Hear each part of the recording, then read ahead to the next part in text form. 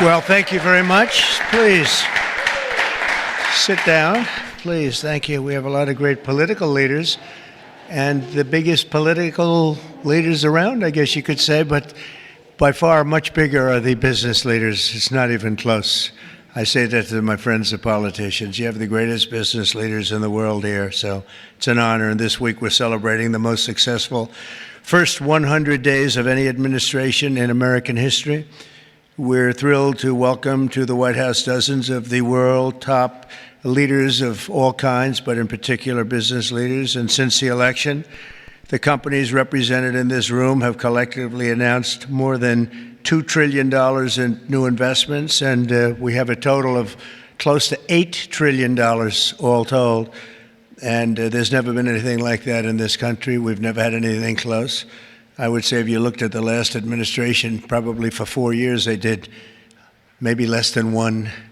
And we've done almost 8. I would say we'll be above 8 in a period of 2 months. So something happened. I think two things happened. November 5th happened, and November 5th gave you tariffs, intelligently used tariffs and various other forms of incentive. But it's really amazing. There's never been, I don't think there's ever been anything like this anywhere in the world. Together, we're going to bring back the most beautiful words. I always say made in the USA, the most beautiful words. We're going to have made in the USA like we haven't had before in a long time.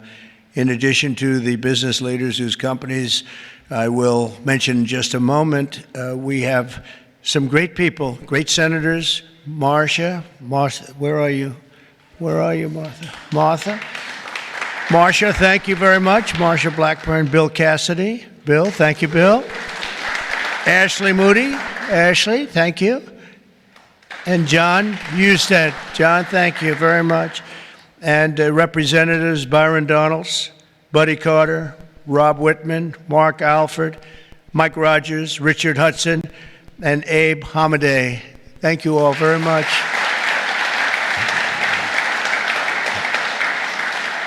We have Mike Kehoe, governors, Jim Pillen, Kevin Stitt, Mike Dunleavy, along with numerous other members of my cabinet, and I want to thank you all for being here. How come my cabinet has such good locations? You should have given them up to the business leaders. We want their money, you know. They have their very good locations. I'm not surprised. 100 days ago this week, we inherited the wreckage of 4 years of economic disaster under the previous administration. It was an economic disaster. It was a disaster at the border like nobody had ever seen before. And you probably see we've closed up the border 99.999%, meaning 3 people got in. 3. As opposed to hundreds of thousands of people coming in on a monthly basis, millions of people actually. There are periods where we had millions and millions of people pouring in on a monthly basis. We had 3 people. They buried companies in crippling regulations, waged war on American energy, pushed massive tax hikes, and gave us the worst inflation in the history of our country. In Biden's final year, the United States had the worst trade deficit ever recorded, and we lost 106,000 manufacturing jobs. Other than that, he's done a fantastic job. But now all that is changing, and all that's changing very fast, because we finally have the president who wants to put our country first. You have a president who believes in America first. In the first quarter GDP numbers just out today, core GDP, now we're removing distortions from imports, inventories, and government spending, was up plus 3%. But this is Biden's economy because we took over on January 20th. And I think you have to get us a little bit of time to get moving. But this is the Biden economy. But we still had and we've had a lot of things happen since November 5th that helped this economy because it was indicating a strong private sector growth. And it only started after November 5th. The private sector started really heating up after the election. Even though I wasn't there, people knew what we were going to be doing, and the private sector growth was actually very good. Very importantly, gross domestic investment was up an incredible 22%, which they had never seen before. Every new investment, every new factory, and every new job created is a sign of strength in American economy and a declaration of confidence in America's future. We really do. We've never seen anything like this. Even Samsung, whose name isn't mentioned here, but I heard that they announced this morning that they're going to be building a very big plant because they want to be able to beat the tariffs. That's the only way to beat them. The entire Trump economic agenda is about making it easier to do business in America, to create jobs in America, to hire American workers, and to build your factories here in America, not in China or any other country. And we're dealing with many, many countries right now, I will say. And I think I can say for Scott and for Howard and for some of the people that are dealing, there are too many to handle. I mean, to be honest with you, I'd love to hire some of the people running these companies. Boy, would you do a good job. I could have Jensen negotiate. He'd blow my people away, wouldn't you? I think even Howard would say that. Howard would say, we'll take them. He'd blow them away with big deals. One deal would be the end. That would be it. But we've terminated the Green New scam. It was a scam. And halted tens of billions of dollars of money, wasteful deficit spending. It was like throwing money right out the window. And in the coming weeks, we'll pass the largest tax cuts in American history.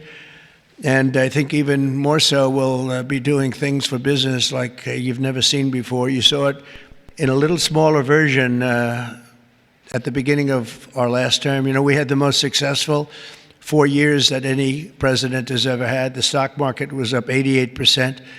The other markets were up almost 100%.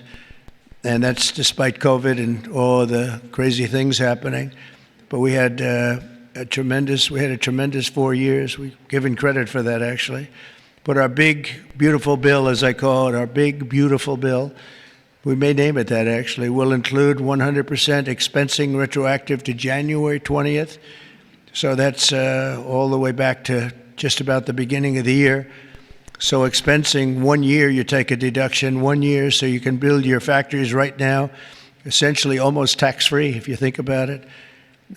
Nobody's ever been given that. And we're going to make that expensing for a 4-year period at a full 100%. So last time we made it 1 year and you had deductions, you'd go from 100% to 80 to 60 to 40 to 20 to Zippo. And now what we're going to do is we're going to keep it at that level, and we're going to have it for 4 years. So I believe that was one of the reasons that we had such unbelievable growth. Also, we allowed you to bring money back from outside of the country. It was impossible. You had to have 15 different law firms representing you. It was so complicated. And worse was that the tax rate was 65%. I lowered the rate substantially, but still a lot. You know, we shouldn't take your money just to hold you hostage, right? So we lowered it to a reasonable amount, and we took in trillions of dollars, came back. Apple brought in a tremendous amount of money. A lot of the companies here brought in a lot of money, and the businesses represented today clearly understand that if you build your factory in the United States, your tariff rate is zero, and you have other advantages too, and not the least of which is what I just said, having to do with the bill. Now, we have to get that bill approved, so call your local representative, please, and make sure that we get it approved, because I don't want to talk too early, but we're doing well with the Republican Congress. We have the Senate is doing great, and the House is doing great. John Thune has been spectacular. Mike Johnson Speaker has been spectacular. Marcia, you're in there working very hard and doing well. What do you think? Are we going to get it passed? We have to. Marcia, we don't get it passed, I'm blaming you. We have to. We have to get it passed. We will. I think we will. But I don't think we'll have any Democrat votes. If we don't get it passed, what would happen is your taxes go up 68%. Think of that. And we may not get one vote because they just vote against. It's Trump derangement syndrome, or maybe it's just they hate Republicans, or they hate what we're doing because they've lost their confidence. They've totally lost their confidence. They don't know what the hell is going on. And we are going to get it done. It's probably going to be fully Republican. Fortunately, we have the House, we have the Senate. And we may or may not have a couple of grandstanders, I don't know. But if we do, it would be good if you could work on anybody. I mean, if I were a Democrat, I'd be voting for it 100%. Because I think it's very dangerous politically not to vote for it. Think of it, your taxes go up almost 68%. So, but it looks like we're in good shape, I think, and hopefully we'll get it approved. It'll be the biggest bill ever approved in the history of our country, and it'll be the biggest tax cut ever approved in the history of our country. And in addition to that, regulations, which I'm doing in and outside of the bill, will be as big or bigger than we did last time. We have the record for regulation cuts in the 4 years. We cut 4 times higher than any other president in a 4-year period. And we're talking about 8 years and 2-term presidents. We were 4 times higher than any other president in terms of regulation cuts. And I went to a friend of mine who happens to be in the room, one of the biggest business leaders. I won't mention him because I don't know, maybe he'll like it, maybe he won't. I said to him, so have you had your choice between the big tax cut last time and the big regulation cuts, which were the biggest, again, the biggest we've ever done? I would have said taxes, but he would have said regulation. I said, which was more important to you? And he said, if I could only have one, yeah, if you could only have one, he said, most important would have been regulation. The regulation was more important than the tax cut. And I mean, we cut your taxes from almost 40% down to 21%. Now we're bringing your taxes down from 21% to 15% if you build your product, make your product in the USA. So if you make it in the USA, those chips, those beautiful chips, we'll make those suckers in the USA, and you're going to be all the way down to 15%. And I think there's never been anything like it. So now we're at the lowest scale for a large country, by far the lowest scale. Our pro-jobs, pro-American economic policies are a major reason that businesses around the world have announced $5 trillion of investment since November 5th, and now we think it's up to plus $8 trillion, and they're really coming in. They're really coming in fast. Some of them don't bother calling us. Some of them don't even want meetings. They just start their plants and start their factories. I want to express my tremendous appreciation to the business leaders here. You are really an amazing group. This is a who's who. I don't want to say, there's an expression if something ever went off, the entire industry would be wiped out, but I won't say that. I want to think very positively, and that could never happen here, could it? But I want to congratulate you all on your incredible success and accomplishments. You've been amazing. You're the biggest and the best. So I'd like to introduce some of you, President and CEO of Hyundai, Jose Munoz. Jose, thank you very much. Fantastic. Jose is investing $21 billion, including $5.8 billion for a new steel plant in Louisiana, which is a beauty. I saw a picture of it, which is going to create at least 1,500 jobs, just the plant alone. Thank you very much, Jose. Beautiful. Chairman and CEO of global shipping giant CMA, CGM, Rodolphe Sade. Thank you, Rodolphe. Thank you very much. Fantastic. Investing $20 billion in creating 10,000 new jobs at least. Thank you very much. That's fantastic. You'll be very happy. President and CEO of Toyota North America, Ted Ogawa, investing $88 billion. Where's Ted? That's fantastic. Thank you, Ted. That's fantastic. Ted's investing $88 million for car production at its West Virginia factory, which is a beauty. I've seen it, actually. Congratulations. Thank you very much for being here, Ted. Co-founder and CEO of Anduril, Brian Schimpf. Oh, Brian. Thank you, Brian. He's investing $1 billion for a new manufacturing facility in Ohio and display. Next to me is their 125-pound Roadrunner drone. Where is that little sucker? Where is it? Which is that? Whoa. That's a nasty-looking thing. That's a nasty. I look up there when I'm having dinner outside. I used to look up and see the moon. Isn't it beautiful? Now you see the moon, but you see drones all over the place. And I say, let's get the hell out of here. That's a good one, isn't it, huh? I can see it. CEO of Worldwide Amazon Stores, Doug Harrington. Thank you very much. Thank you, Doug, very much. Investing $4 billion this year alone, and I know they said they're going to be investing a lot over the next 2 years. We appreciate it very much. Thank you, and say hello to everybody. CEO of Venture Global, Mike Sable. Mike, thank you very much, Mike. Investing $18 billion in liquefied natural gas expansion in Louisiana. That's going to work out good. Thank you very much. President and CEO of Siemens USA, big company, Barbara Humpton. Thank you, Barbara. Thank you very much. Investing $285 million. Executive Global Chairman of Pratt Industries, friend of mine, Anthony Pratt. He's investing $5 billion. Thank you. Thank you, Anthony. I read a report today he's the richest man in Australia, but who the hell knows? Do you think you're the richest man in Australia? Close. I don't like to put you on the spot like that, Anthony, but that's pretty good. Thank you very much. That's great. $5 billion. Founder and CEO, Chobani Hamde Oleaka. Where are you? Thank you very much. Investing $1.2 billion. Thank you very much.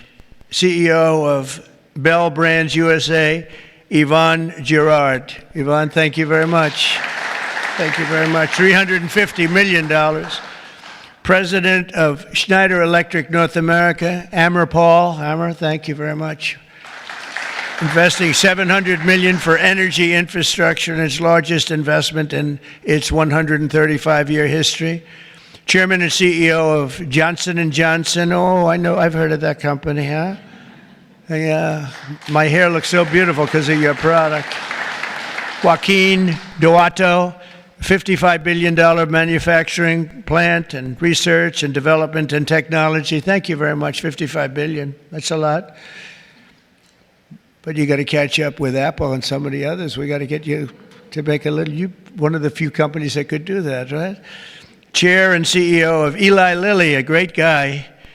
Every time I talk to him about drug prices, he sweet talks me.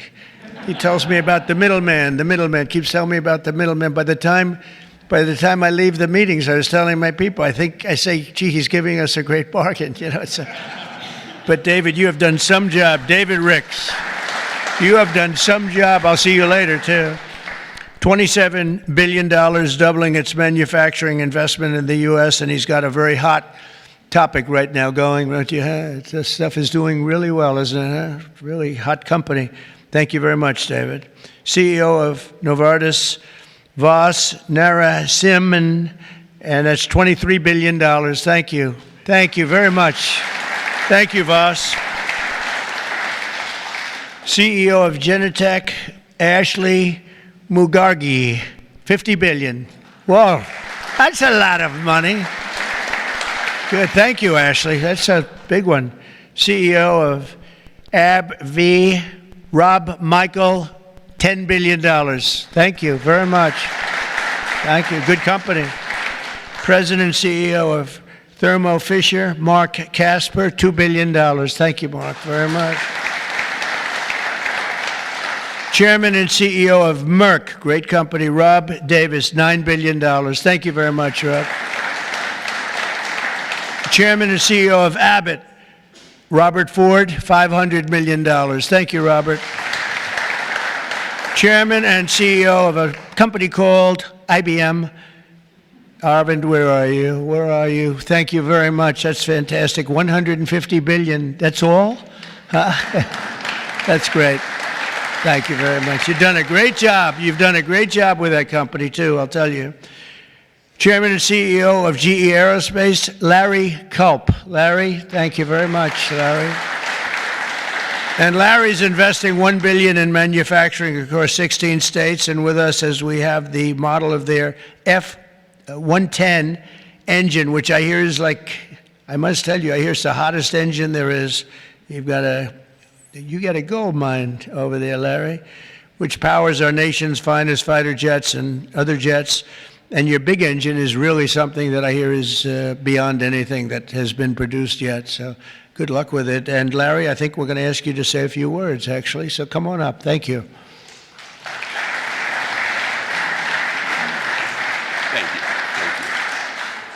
Thank you, Mr. President. It's an honor to be here representing all of my colleagues at GE Aerospace. We are today 125 years old, but we are inventing the future of flight. Today, we power 3/4 of the world's commercial airlines and nearly 2/3 of the U.S. military combat jets and helicopters. So what you see here with the F-110 powers 70% of the newest Air Force F-15s and the F-16s. I know you were in Michigan just yesterday. Yeah. This is the engine that will be under wing on the F-15EX Eagle II that the Michigan Air National Guard will soon be flying. We're excited about what's happening at our company. We're investing $1 billion this year, as the President said, across 16 states, not only in our manufacturing footprint, but with so many of the small and mid-sized businesses that constitute our supply chain. There's a lot happening. We're excited about it. Mr. President, thank you for what you're doing, not only to revitalize U.S. manufacturing, but helping ensure that the U.S. aerospace industry, one of our biggest net exporters, continues to lead the world in innovation. Thank you. Thank you. Great job. And he has done a really great job. You took over a slightly troubled company, and now you've made it hot as a pistol. So that's really an amazing job you've done in a short period of time. Also with us is Chairman and CEO of SoftBank, Masa. Where's Masa? Masa, come on up here, Masa. Masa has pledged $200 billion plus another $500 billion with Oracle and OpenAI for a total of $700 billion. Thank you, Masa. Come on up, please.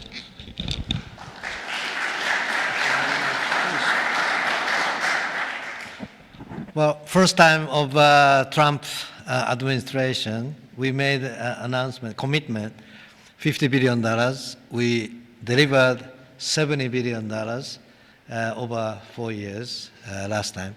This time, I tried to commit $100 billion, and President Trump said, "Oh, Masa, go for more." so we did that $200 billion commitment. And then, right after that, we, SoftBank, OpenAI, Oracle, and MGX together, we announced $500 billion investment. This is the largest investment for infrastructure in the United States, investment. And I think this is more than the scale. The importance is this is the largest infrastructure for the AI, which is the future of mankind, I believe. It's going to change every industry, every way of how our mankind's lifestyle of the future. I am committed. U.S. is the center of innovation. U.S. must continue the leadership of AI. Thank you very much. Thank you.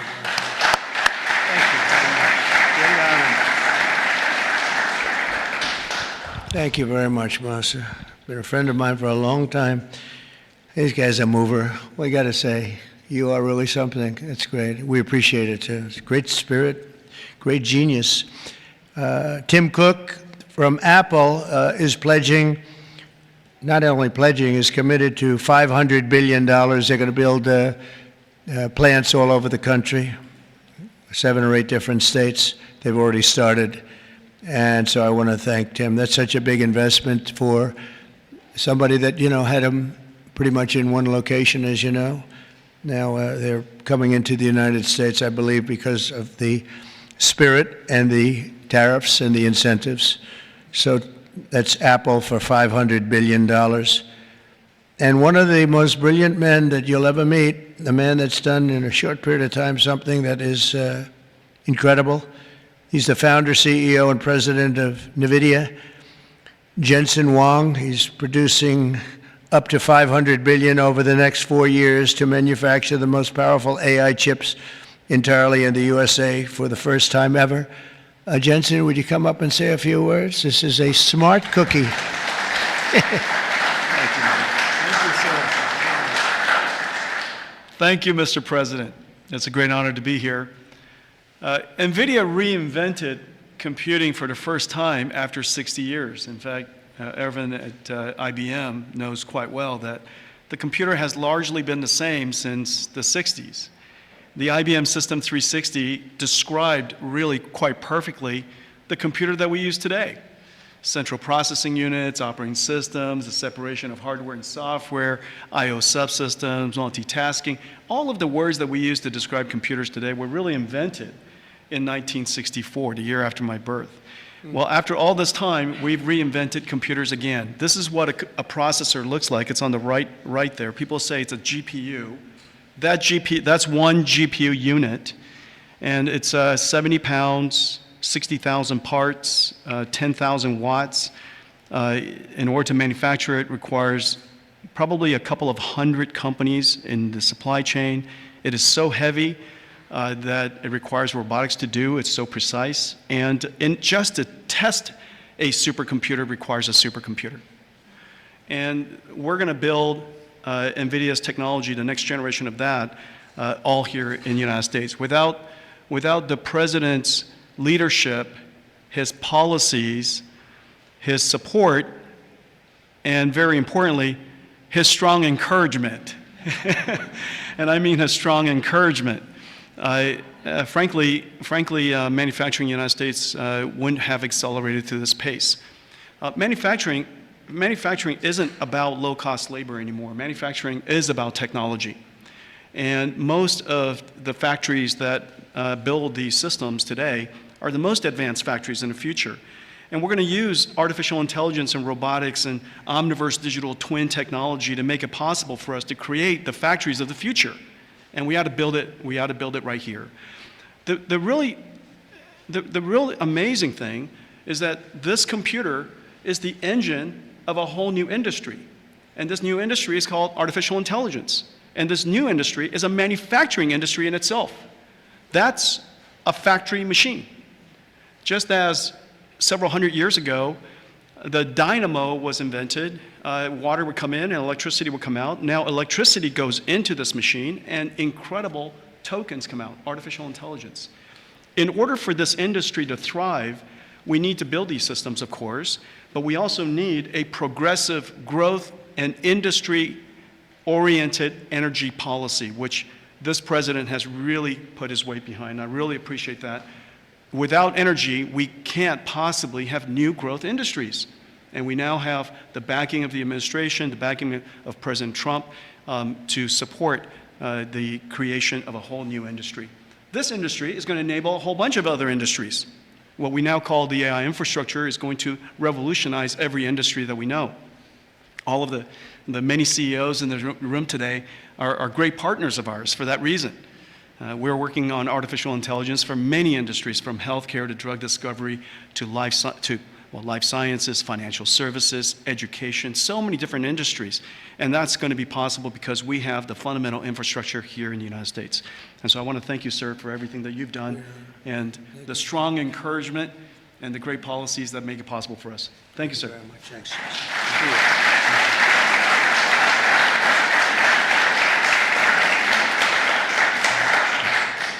Another brilliant man. You know, we have brilliant people here, and we like brilliant people, actually, but we have a lot of brilliant people in this group, and it's an honor to be with you. Past 100 days have been fighting to reclaim our jobs and bring our country back to a level that it's never seen before, and again renew the American dream, which is what we're doing. We have tremendous spirit. I don't know if you've heard, but it's become really quite a story. I see Pete's right over here, Secretary of Defense. We have the largest number of new enlistees or people enlisting in the military forces that we've ever had. And if you remember, 6 months ago, we couldn't get anybody to sign up. That's a big turn in a very short period of time. And November 5th had a lot to do with that, and our Secretary of Defense and a lot of the people that you see sitting here really had a lot to do with that. There's great spirit. I can say that also with the police forces throughout the country. We're having a hard time filling them up. It's a dangerous job, but now we have waiting lists at almost every place. And that's an amazing accomplishment when you think. It's amazing.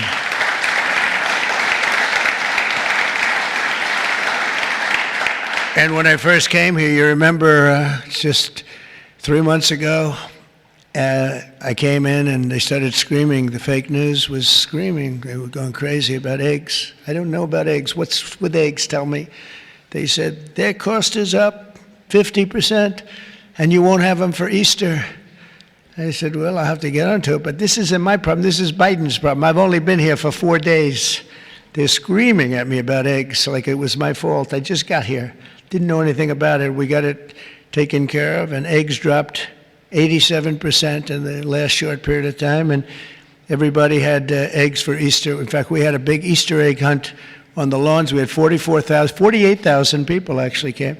And we had a lot of eggs. I don't know how many, but there were a lot. We didn't use plastic. They said, could you use plastic eggs? This is in early January.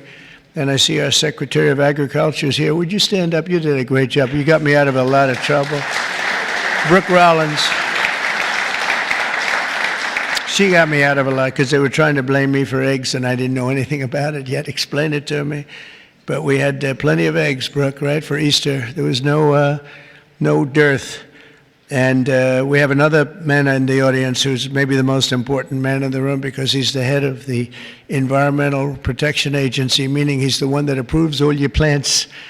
And when Jensen and some of the others came in about numerous of the others, especially having to do with AI, they came in, I learned a lot. Number one, I learned we need double the electricity that we have right now for the whole country, and really more than that. I mean, 2 times would be even better. It was like unlimited thirst for electricity. And at first I said, how's that possible? But that's, whatever it is, it's possible. That machine that you say you can barely lift is, I guess, it sucks up a lot of energy. But we need more than double what we have right now. So you take all of the energy, even the energy in this beautiful, incredible, is this the greatest?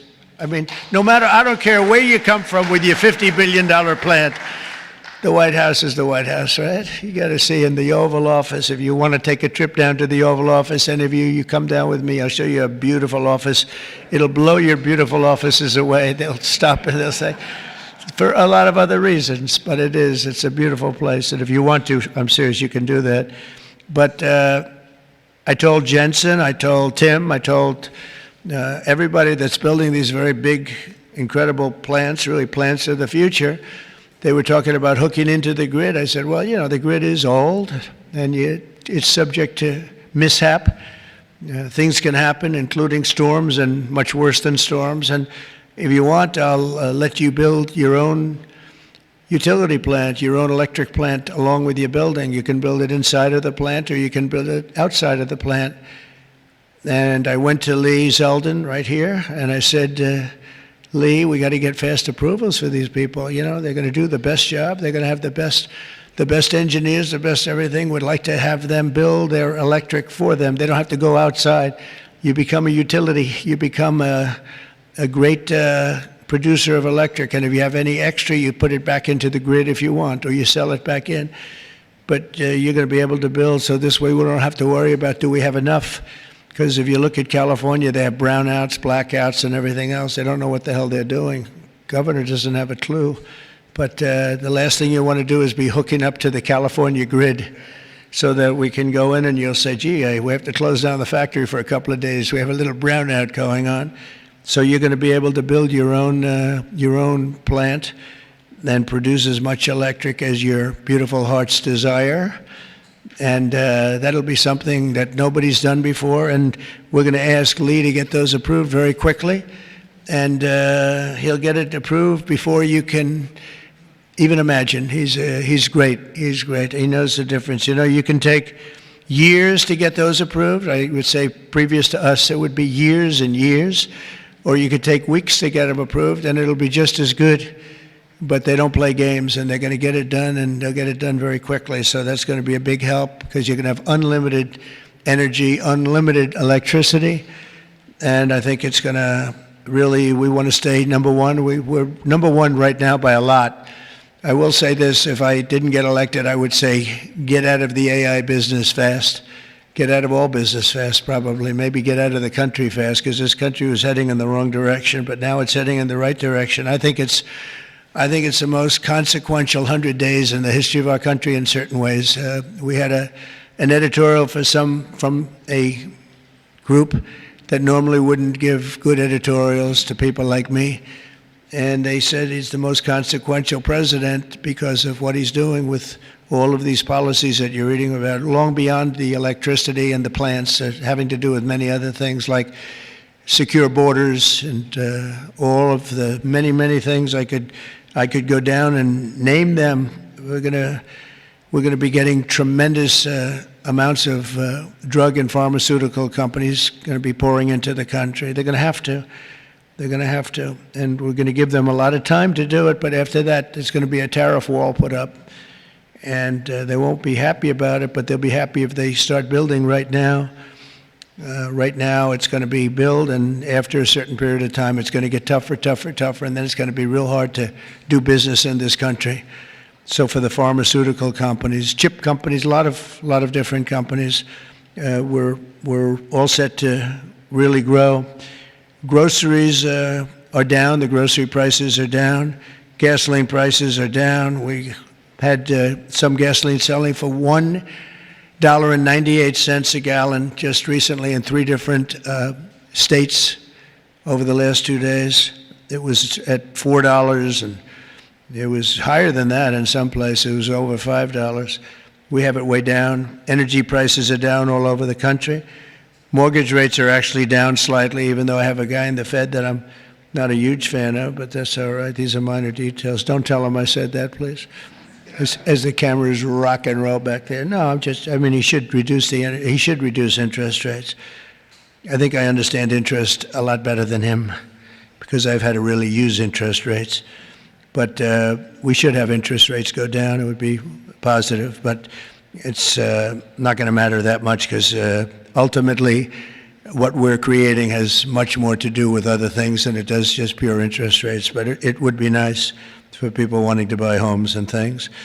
The prescription drug prices just saw the largest monthly decline ever recorded. So, David, I'm having a little bit of an impact, at least on you, as I just browbeat this guy. And he's got he looks like he's 25 years old. He has this massive company, Eli Lilly, and it has no impact on him whatsoever. But I just see this number just came out. It's the largest monthly decline ever recorded. Yeah, but it's probably about 2%. You know, they did that to make me feel a little bit better. But I appreciate it. We have achieved the lowest number of illegal border crossings in U.S. history, and we're at a level that nobody thought we could get to in 2 years, let alone a couple of months. And I think Kristi Noem is here someplace. Where is Kristi? She's here. Stand up, Kristi. And Tom Homan. And I see Linda. Stand up, Linda. You are doing so good. Education. We're bringing education back to the States, where it belongs. And she's been incredible. She's very upset with Harvard. They have $53 billion in a fund, and yet they want more grants. And it looks like we're not going to be giving them any more grants, right, Linda? And, a grant is at our discretion, and they're really not behaving well, so it's too bad. But our country is roaring like never before. Nobody's ever really seen anything like this. And again, the big thing is whether it's $8 trillion or even more than that, by the end of the year, it could be a number that would be, I think it's already, there's never been anything like it, but this is in a period of a couple of months. I think by the end of the year, the numbers will be just staggering. It's really going to be something very special, and I'm very honored to be with you. And I'd ask if anybody has any questions, please. This is your time. This is your time. You'll be live on television, all the fake news back there. Now that'll keep them down, right? That's the way to keep them down, unless they're bad people, in which case, unless they want to make some news. Would anybody have any questions? Anybody? Business leaders? You want to know anything about depreciation? No? I love it. We've done such a good job, we don't have to take. Howard, would you like to say a couple of words, please?